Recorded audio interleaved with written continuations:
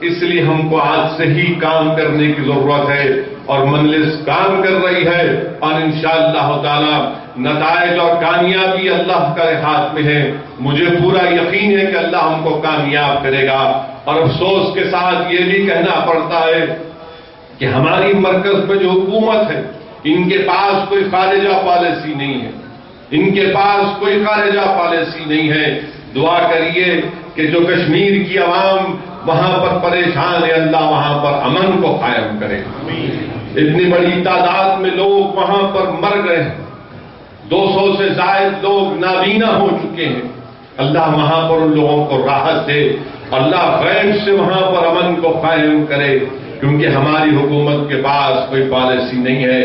لوگ مجلس اتحاد المسلمین کے اوپر الزام لگاتے ہیں کہ قوم پرست نہیں ہے، یہ ہندوستان کے دشمن ہے۔ میں پوچھنا چاہتا ہوں، یہ کون سی قوم پرستی تھی ہمارے وزیر اعظم کی کہ ایک پرائیویٹ کمپنی کے سیل فون کا جب لانچ ہوا تو سیل فون نے اپنے لانچ میں وزیر اعظم کی تصویر لگا کر لانچ کیا کہ دیکھو یہ جیو ہے، اس کو یہ پرائم منسٹر تصویر لگا دی۔ ارے قومیت کا تقاضا تو یہ تھا کہ ہندوستان کے وزیر اعظم اپنی تصویر لگاتے BSNL سیل فون میں اور کہتے کہ ہندوستانی عوام سے کہ BSNL سیل فون کا آپ سم کارڈ لو، مگر ہمارے وزیر اعظم صرف ریڈیو پر من کی بات کر کے خوش ہو جاتے ہیں۔ ہمارے وزیر اعظم آپ دیکھیں گے، آپ جب دوبارہ من کی بات ہوگی تو وزیر اعظم کہیں گے کہ میں نے 2 سال میں 8 مرتبہ اوباما سے ملاقات کی، یعنی اوباما سے ملاقات کرنا ہے، غریب کے پیٹ میں درد کم ہو جائے گا۔ ہندوستان کے وزیر اعظم ہو سکتا ہے کہ آپ کی شہرت میں اضافہ ہو جائے، مگر ملک آج جن پریشانیوں سے دوچار ہے، یہ حکومت کا کام ہے کہ ان پریشانیوں پر غور کریں۔ قیمتیں آسمان کو چھو رہی ہیں، حکومت کا کام یہ ہے کہ قیمتوں کو کم کریں۔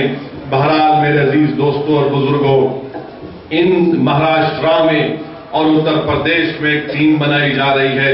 میری آپ سے گزارش ہے کہ آپ لوگ اس میں حصہ لیں۔ یقیناً وہ کام آسان نہیں ہوگا۔ یہ حیدرآباد سے اٹھ کر 1200 کلومیٹر جانا اتر پردیش میں ایک غیر علاقے میں جہاں پر ہم کسی کو نہیں جانتے، مگر یاد رکھیے میرے عزیز دوستوں اور بزرگوں، یہ دین، یہ توحید کا پیغام جو ہم کو یہاں تک پہنچا، جو شروع ہوا تھا مکہ کی وادیوں سے، جس کو مدینے کی فضاؤں سے ہندوستان کی اگر زمین تک پہنچا تو یہ انہی لوگوں کے ذریعے پہنچا جن کے پاس اخلاص تھا، جن کے پاس اللہ اس کے رسول سے بے پناہ محبت تھی، جو یہ چاہتے تھے کہ ظلم کا خاتمہ ہو اور حق کی سربلندی ہو۔ اسی لیے میں اپنے مجلسی رفقا سے کہنا چاہوں گا کہ جو آج آپ کے پاس ایک جذبہ ہے، ایک اخلاص ہمارے پاس ہے، جو زندگی کا قیمتی وقت اللہ نے ہم کو دیا ہے، اس قیمتی وقت کی قدر کریے، اس کا صحیح استعمال کریے، اور جو ہم کام کر رہے ہیں یاد رکھیے اگر اخلاص کی بنیاد پر کام کیا جائے گا تو یقیناً اس دنیا میں بھی اللہ ہم کو کامیابی سے ہمکنار کرے گا، یقیناً اس دنیا میں بھی اللہ ہم کو اور آپ کو اور عزت سے نوازے گا، اور آخرت میں بھی اللہ سبحانہ و تعالی ہم کو اس کا صلہ دے گا۔ اسی لیے جن ضرورات کو ذمہ داری دی جائے گی، میری آپ سے گزارش ہے کہ آپ اس پر دیکھیں، اگر آپ وقت دے سکتے ہیں تو ضرور دیں، اور پوری ہم اور آپ کوشش کریں گے تاکہ جب میں اپنی خبر میں جاؤں گا، جب آپ اور ہم اس دنیا کو چھوڑ کر جائیں گے تو ہم یہ اپنے ذہنوں اور فکروں میں کم سے کم یہ تشنگی تو نہیں رہے گی کہ ہم نے کوشش نہیں کی۔ ہم پوری کوشش کریں گے، نتیجہ اور کامیابی دینے والا اللہ ہے۔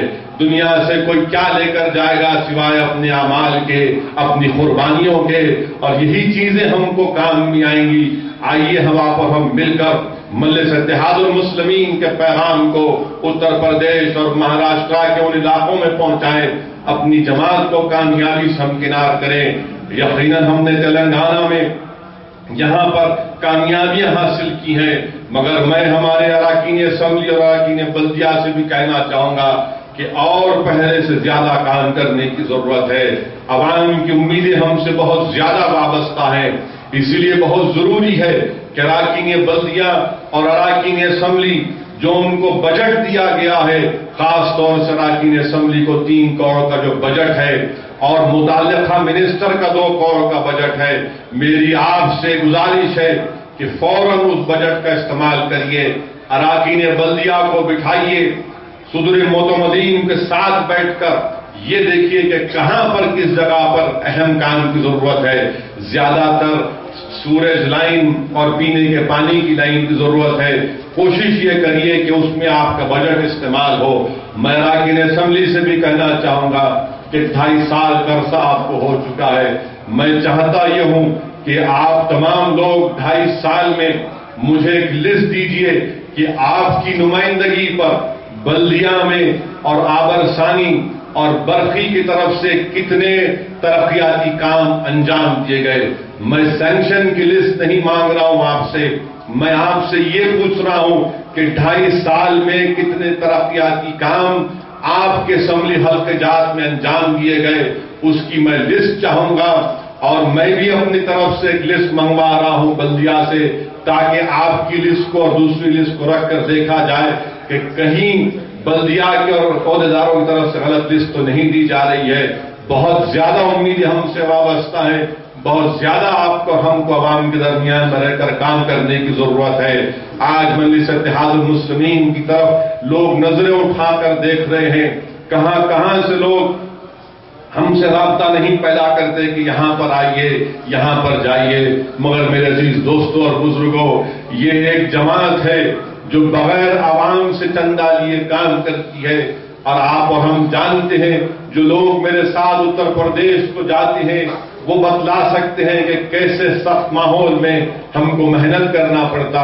مگر الحمدللہ جب ملاقات عوام سے ہوتی ہے, ان کے جذبات کو ہم سنتے ہیں, ان کے الفاظ کو جب سنتے ہیں تو ہمارے حوصلوں میں اضافہ ہوتا. بہرحال میں آپ تمام سے یہی گزارش کروں گا کہ تنظیمی طور پر جماعت کو مضبوط کرتے رہیے.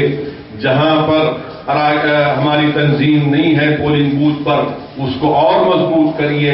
اور انشاءاللہ تعالی جماعت کی مضبوطی کے لیے دعاؤں میں یاد رکھیے, اور ہم سب کو مل کر مجلس اتحاد المسلمین کو اور کامیابیوں کے راستے کی طرف لے کر جانا ہے. میں پھر سے آپ تمام کو عید کی مبارکباد دیتا ہوں. ہوتے رہیں گے, آپ تمام سے گفتگو ہوتے رہے گی. وآخر دعوانا الحمدللہ رب العالمین.